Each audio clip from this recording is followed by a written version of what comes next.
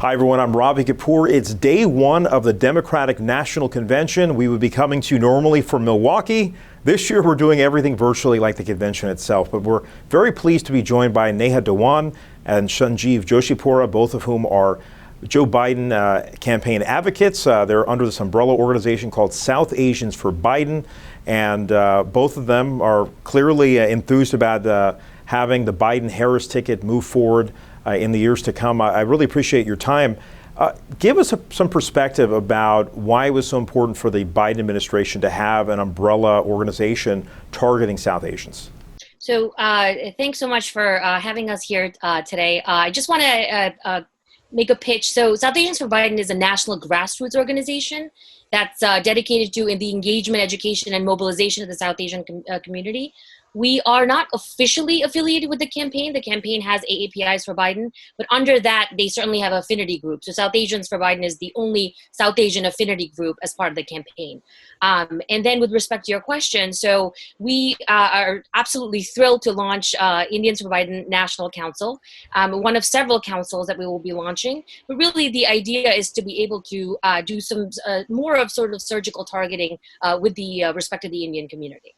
So tell us about now that Senator Kamala Harris is officially on the ticket. Obviously, it's been well documented now. She's the first Indian American to ever be in this kind of position, the first Asian American to be in this position. Certainly, there's been a lot of energy that we've seen from grassroots organizations, folks online. Tell us the pros of Kamala Harris joining the ticket when there were obviously some other options, but why do you think she was the final selection? Sure. I think that her record sort of speaks to that as well. I mean, she's sort of been in public service for a very long time and certainly, well attuned to, communities of color as well. But the South Asian perspective, I think that she certainly brings a certain light with respect to, in terms of high level positions that we just haven't seen before. The VP was sort of committed to, having a woman on the ticket, and I think that having a person of color was certainly a wise choice with respect to the fact that we've had, it's reflective of America today. And, certainly the South Asian diaspora as well. I mean, why not? There's so many of us that are certainly part of the political process.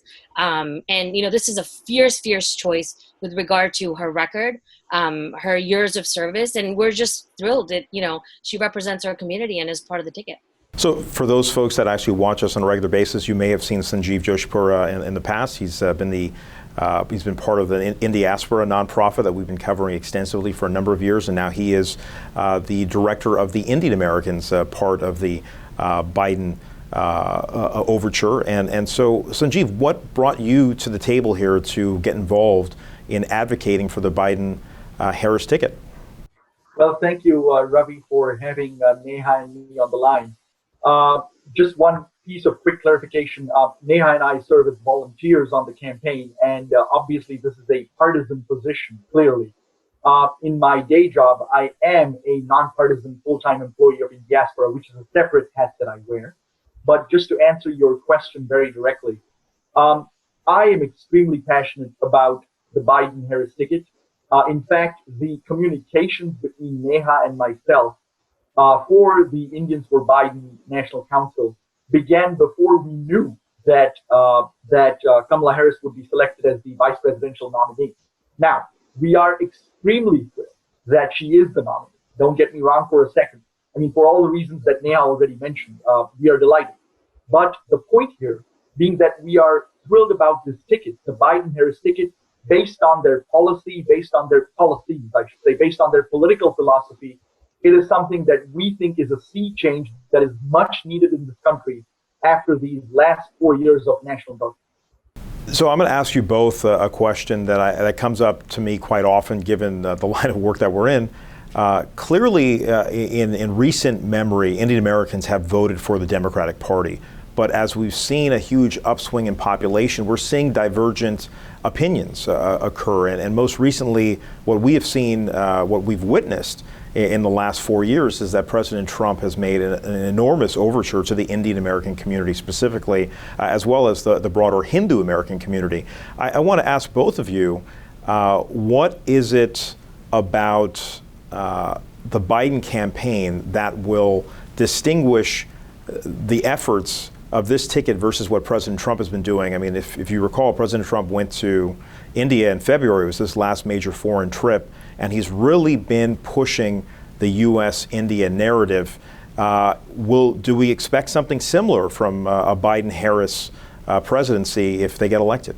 Sure. So, well, I mean, I think that President Trump's sort of record with India also speaks to itself. I mean, it's great that, he's been to India and, that he has a wonderful relationship with Prime Minister Modi, which is certainly important, as a very important country in South Asia and also the world. But at the same time, I mean, what has he actually done for India and sort of the Indian American community? There's been no trade deals. He sort of revoked the preferential trade status. There's been a blockage of the H-1B visas, which significantly impacts the Indian community. There's been a rise of hate crimes, in the country under his administration. Our mandirs, our masjids, our gurdwaras are vandalized. There's no tweet about it, but he can plow through protesters to hold a Bible for a photo op. So his actions sort of speak for themselves with regard to, all right, well, what has he done and what will he do in the next 4 years?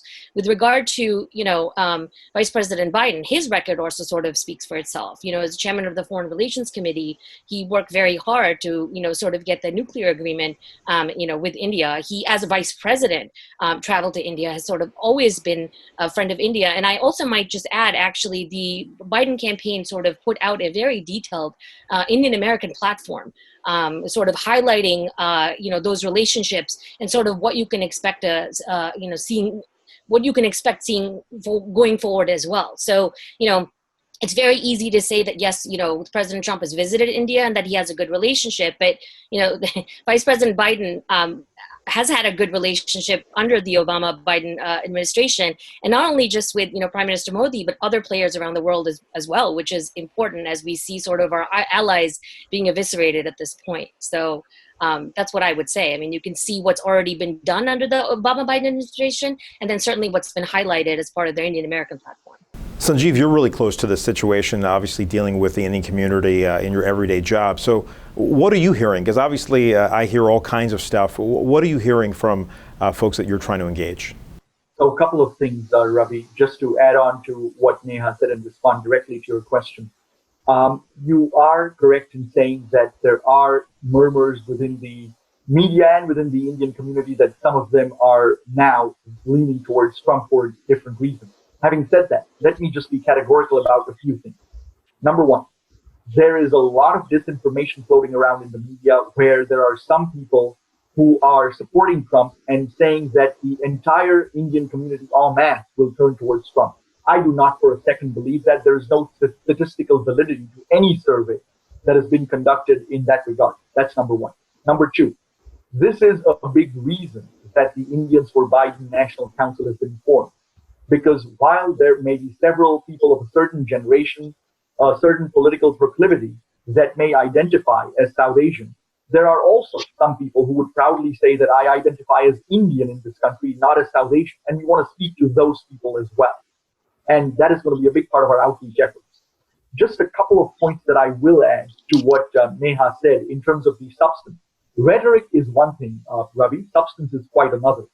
And if you look at the Biden-Harris ticket and the detailed platform that they put out on the Indian diaspora and on U.S.-India relations, whether it's on the topic of hate crimes, whether it's on the topic of restoring the American dream for small businesses, whether it means a focus on welcoming immigrants, whether it is Biden's verbatim statement where he said that I dream of a day when the United States and India are the world's closest partners. He said that I will focus extensively on a U.S.-India relationship, and the platform categorically says that there is no global challenge that the world can solve without these two countries, i.e. U.S. and India, working closely together. So for a whole host of substantive reasons that are outlined in the platform, I am extremely confident that the Biden-Harris ticket will be one that is outstanding, not just for the Indian diaspora in the U.S., but also for U.S.-India relations. The trajectory of the relations between the two countries is upward. There may be a few bumps in the road occasionally from time to time, like a candid argument between any two friends, but there's no doubting that the overall trajectory is upward and the Biden administration will continue. That being said, I do want to ask you both specifically about some very sensitive stuff that has taken place over the last 4 years, which may have changed the dichotomy. And for the viewership, some of whom have been watching us for a number of years now, we saw the momentum that President Trump build throughout his campaign, certainly in 2016, when people went out of their way, some people in an overt way by giving President Trump money, other folks very quietly supporting him in the Indian American community. And again, while all the data, and even the data when I was talking with high-level officials at the DNC who tell us, okay, well, Indian Americans are still, by and large, voting for Democratic candidates, and they're voting specifically in 2016 for Hillary Clinton. There's no question there has been significant momentum created by President Trump for the Republican Party to court the Indian American community. And we saw it firsthand last fall with the Howdy Modi Summit at the football stadium in Houston, which had 50,000 people. It was quite a spectacle, and they still tell us to this day that's the biggest rally that President Trump has ever had in the 4 years he's been a politician. So I think those are really significant milestones in the effort to pry Indian American voters from the Democratic Party. What, if anything, will the Democratic Party do to make some kind of grand gesture along those lines? Well, I think that, again, going back to, it's not necessarily about a grand gesture, right? Because we're looking at these grand gestures, but really, what is that translating into, for India, U.S.-India relations, or the Indian American community? So, I would sort of frame that a little differently and say, okay, well, is a grand gesture what's going to do it for the community, or is it really,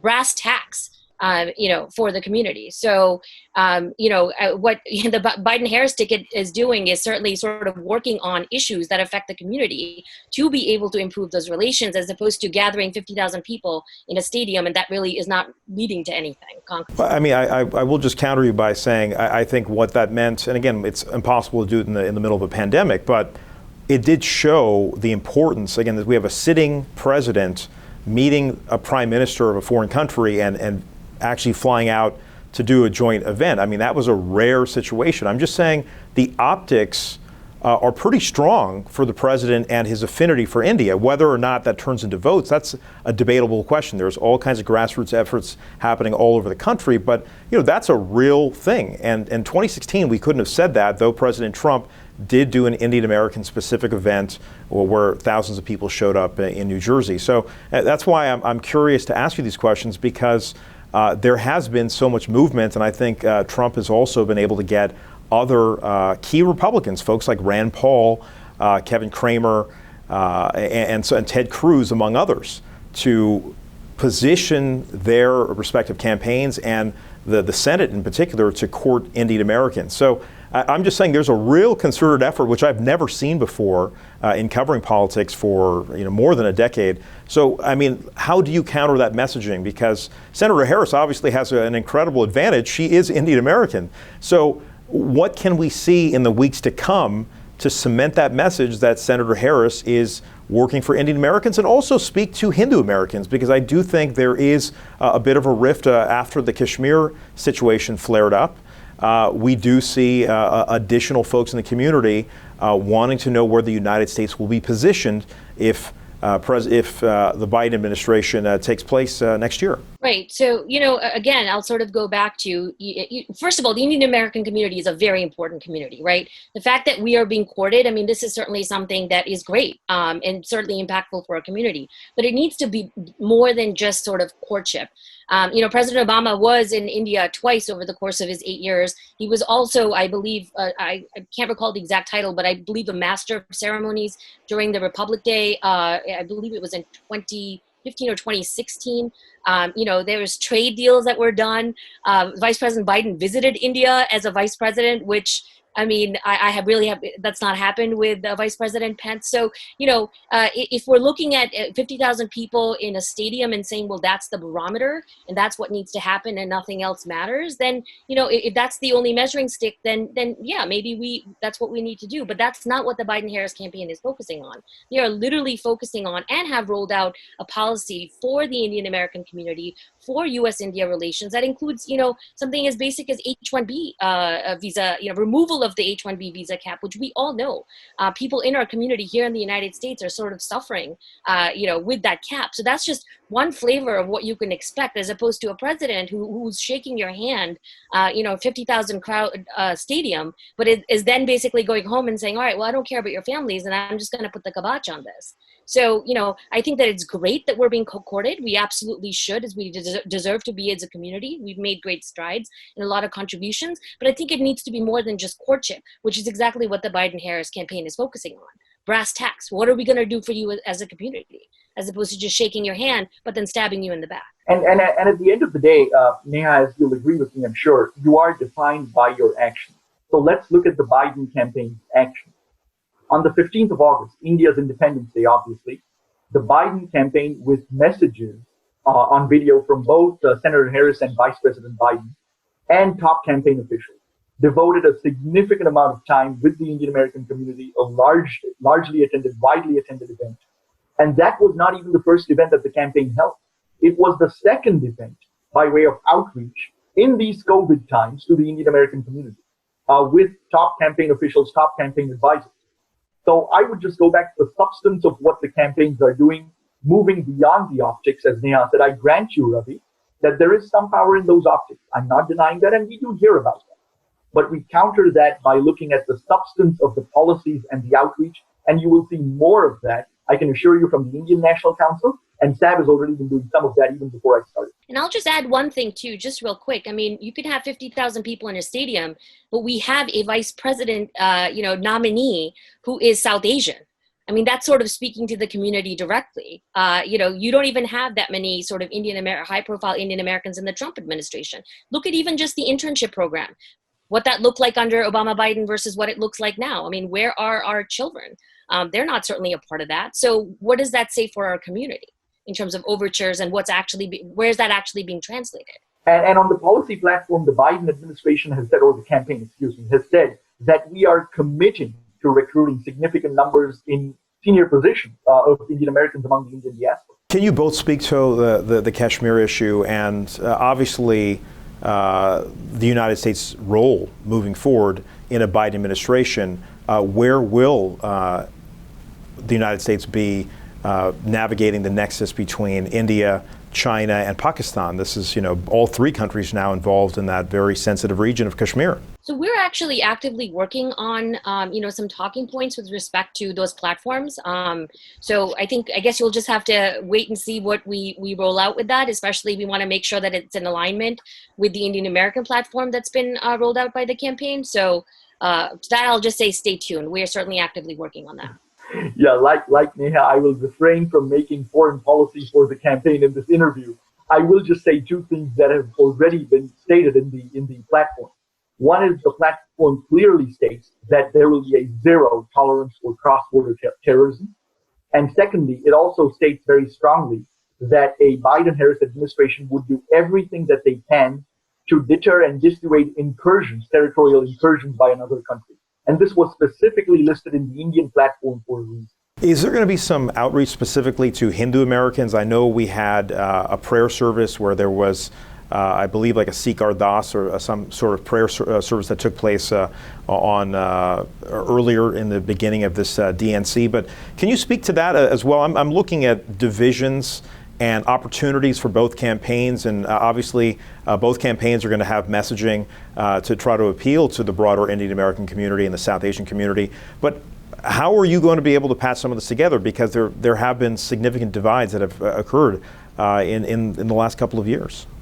Sure, and I think that's one of the reasons why, the Indians for Biden National Council was, formulated to be able to sort of surgically attack some of these issues and make sure that we are doing the kind of outreach that we need to, for the Indian community. And Sanjeev, I'll let you speak to that since you are the national director for the council. No, that's right, Neha. In fact, I am currently in the process. So Ravi, just so you know, I did take up this position, this volunteer role, just about 3 days ago. So I'm just in the midst of starting to form my advisory council and so forth in the midst of my day job, which is quite demanding as it is.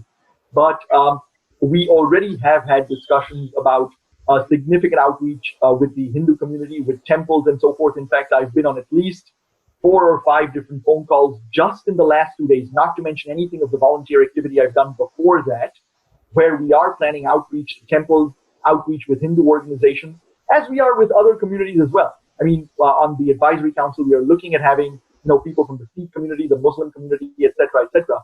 But in terms of your specific question, of whether the Trump campaign will succeed in drawing this cleavage with the Hindu American community, the answer is we stand ready to do a lot of outreach with the Hindu American community, and I think we will succeed at that. Have you guys put together a platform? I did see a Muslim Americans platform that was put together by the Biden campaign on the website. Is there one for Hindu Americans or Sikh Americans now? No, not that I'm aware of, Ravi. And just to be very clear, that is something that the campaign would decide about. We are in an outreach volunteer capacity, so we would not, be putting things up on the campaign website and so forth. But I can assure you that there will be a lot of outreach conducted with communities of faith within the Indian American umbrella. Finally, given the historic nature of this candidacy of Senator Harris and the fact that she has a chance to be the first Asian American vice president, the first Indian American vice president, what kind of role will she play, given that obviously she's trying to appeal to every American, but certainly her heritage is a big part of her identity, and she does talk about her mom and the role her mom played in her life. What kind of overtures will we see from Senator Harris to the South Asian community and more specifically the Indian community? Yeah, I mean, look, I think that I wonder if we ask the same questions of Vice President Pence, when he was running or some other, candidates. But I think that, it's clear that, she identifies as Indian American. We're certainly proud of her in terms of her nomination, but, they're committed to their ticket in terms of that there is going to be strong U.S.-India relations. And, in terms of what they've rolled out with respect to their platform, and they're, have been very methodical and sort of very detailed in terms of what it is that life would be like for Indian Americans in the U.S. and what relationships would be like in India, for India. And I think that this is a great opportunity for her, just as VP Biden did, to visit India and sort of reconnect with some of those roots as well. But, I know folks in India are ecstatic at the fact that, she's the VP nominee. So we can certainly see, more of, not to say that there's a fragmented relationship, because there absolutely isn't, but more of a unifying relationship and solidifying of the already great relationship that this country's had with India for many years, regardless of who's in the office. And it's certainly only just going to get, more, I guess, stronger, especially when we start removing some of these caps and we start having some of this, cross-border trade and things that we've enjoyed previously under the Obama-Biden administration. Certainly this campaign is going to be unusual, unlike anything we've seen, because they're not going to be able to have these massive rallies and do the handshakes and do the private conversations and try to glad hand and cajole folks to get out to vote. So we know this is going to be an unusual situation. And going back to what your point is, no one, I don't think, is going to ask Vice President Pence a question like that, because most presidents we've had and vice presidents have kind of looked like Mike Pence or President Trump. So it is unusual and significant and historic to have someone of Senator Harris's background to be on that national platform, which is why the questions get asked and why the identity politics also comes into play, which it has pros and cons. And certainly I've talked to other fellow journalists who tell me, okay, well, does Senator Harris identify as black? Does she identify as black and South Asian? Does she identify as black and Indian American, black and Asian American? There's all these dichotomies, and it's hard sometimes for the general public to know